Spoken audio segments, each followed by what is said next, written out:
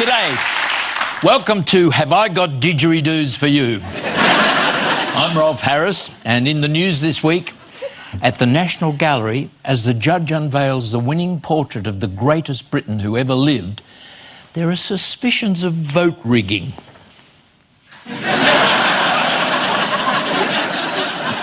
In Montana, the world's laziest beetle sets off for another day at the dung heap.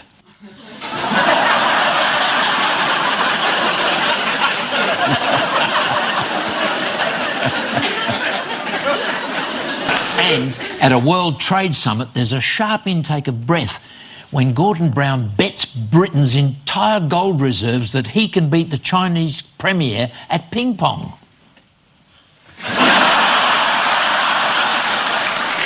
On Ian's team tonight, a lovely little bearded fella who stars as the devil in the hit radio comedy Old Harry's Game, where hell has become so crowded, Satan has moved up to earth to try and stop the flow of sinners. He'd have been busy this week. Please welcome Andy Hamilton.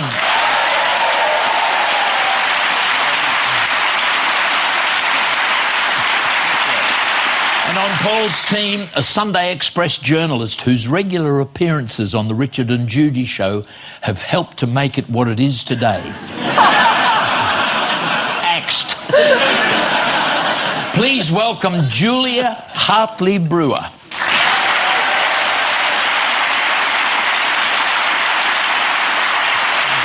And we start with the big story of the week. Take a look at this. Ah, the House of Frauds. Den of Iniquity. No, House of Common Criminals. Supermarket Sweep, Westminster version. Hobnobs, cleaners, fantastic! I don't believe all those stuffs were on the same shelf. Oh, MP for Lilliput. Yes. The end of a chandelier. Oh, Elliot Morley. Elliot- Wonderful man. Is Great he? career behind him. Oh, really? Somebody's had... That's, what's his name? Used to be on this show. Used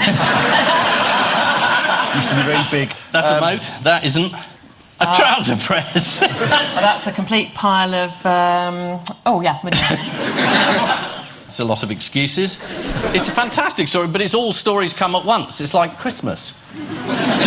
Any normal week, any one of those stories would have run all week, and now we get 35. You feel punch drunk. Everything you've always thought, you think, oh, they haven't claimed. They have claimed for that! They've claimed for everything, haven't they? Yeah. I think a consensus did emerge among all the MPs that it's a rotten system.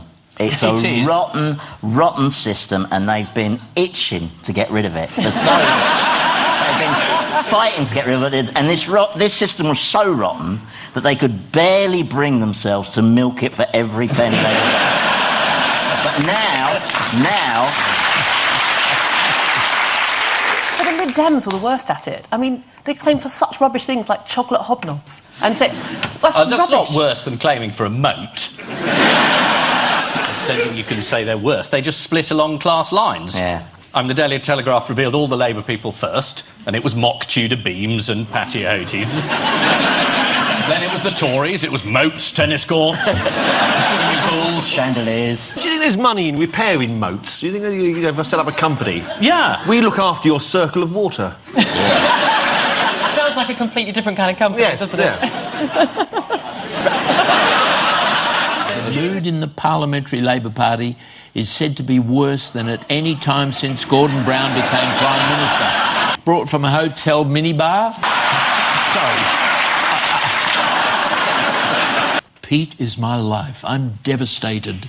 The Mirror had, Pete dumped me, I'm devastated. The Star went with, he's a knob, I can't stand him.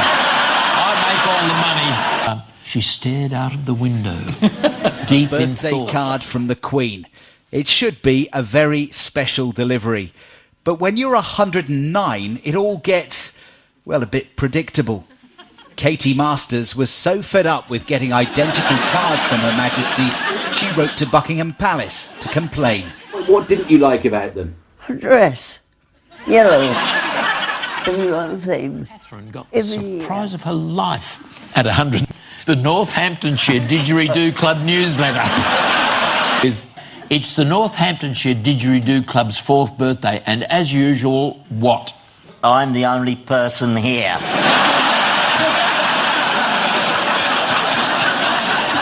And as usual, we weren't short of exclamation marks. It's the 4th birthday, and as usual, there will be cake. There are more details. Brown what in Taxi? Sobs. So it leaves makeup tips. Very good. Gordon Brown's makeup secrets left in Taxi. Caption competition. MP realises he's spending his own money. I leave you with the news that in Aldermaston, a veteran of the nuclear testing program is disappointed to learn that he and his wife are not entitled to compensation. There's a surprising and rather unpopular winner of this week's Euro Millions jackpot. And in Westminster, as a thorough investigation into MPs' expenses begins, news spreads that the local branch of Ryman's has just one shredder left in stock. Good night.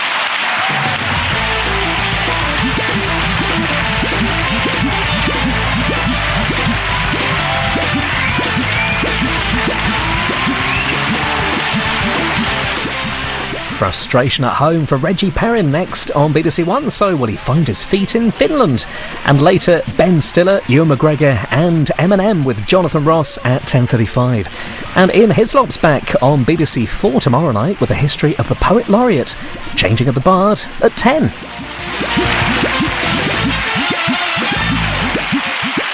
You want to do any numbers or anything? Yes. 2 little boys, each had a